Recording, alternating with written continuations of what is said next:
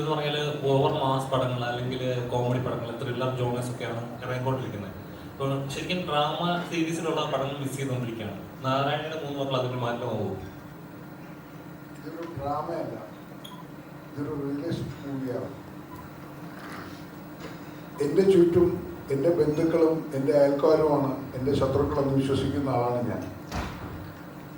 എൻ്റെ ശത്രു, ഏറ്റവും വലിയ ശത്രു ഞാനാണെന്ന് വിശ്വസിക്കുന്ന ആളാണ് ഞാൻ. ഈ സിനിമ നിങ്ങളങ്ങനെ ബോധ്യപ്പെടുത്തും. ഈ സിനിമയിലെ ശത്രുക്കളെല്ലാവരും അവരവർ തന്നെയാണ്. ശരിക്കും ലൈഫിലും നമുക്കത് റിലേറ്റ് ചെയ്യാൻ പറ്റും, നമുക്ക് കാണാം. ഉറപ്പായിട്ടും. അതുകൊണ്ടാണല്ലോ എനിക്ക് അഭിനയിക്കാൻ പറ്റുന്നത്. അത് ഡയറക്ടർക്കും മനസ്സിലായതുകൊണ്ടാണല്ലോ എന്നെ കാസ്റ്റ് ചെയ്തത്.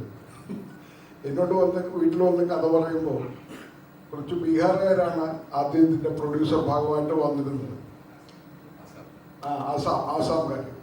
അപ്പോൾ കഥ കേട്ടു, എനിക്കിഷ്ടമായി. കാരണം ഞാൻ അവിടെ ഒരു വലിയ മതിൽ കെട്ടിയിട്ടുണ്ട്. ആ മതിലിൻ്റെ അകത്ത് എൻ്റെ ബന്ധുക്കളെ ആൾക്കാരും ഞാൻ കയറ്റാറില്ല. കാരണം അവരെന്നെ ശത്രുക്കളായി കാണുന്നു. ഞാനൊന്ന് വളർന്നു പോയി എന്നെ അസൂയ കൊണ്ട്. അപ്പോൾ ഞാനൊരു വലിയ മതിൽ കെട്ടാൻ തീരുമാനിച്ചു, ഒരു ജയിൽ കെട്ടാൻ തീരുമാനിച്ചു. ആ ജയിലിൻ്റെ കഥയാണ് എന്നോട് വന്ന് ഈ നമ്മുടെ സുഹൃത്തും പറഞ്ഞത്. ഞാൻ അപ്പം തന്നെ സമ്മതിച്ചു. ഈ ജോബി എന്ന് പറഞ്ഞ പ്രൊഡ്യൂസർ പിന്നെയാണ് വരുന്നത്. ഈ ജോബി എന്ന് പറയുന്ന വാക്കിൻ്റെ അർത്ഥം എന്താണെന്ന് അറിയാമോ? ബൈബിളിൽ സൺ ഓഫ് ജോബ് എന്ന് പറയും. അർത്ഥം എന്താണെന്നറിയോ? സ്നേഹിതൻ, ദൈവത്താൽ അനുഗ്രഹിക്കപ്പെട്ടവൻ. ഈ സിനിമ അങ്ങനെ ദൈവത്താൽ അനുഗ്രഹിക്കപ്പെടട്ടെ എന്ന് ആശംസിക്കുന്നു.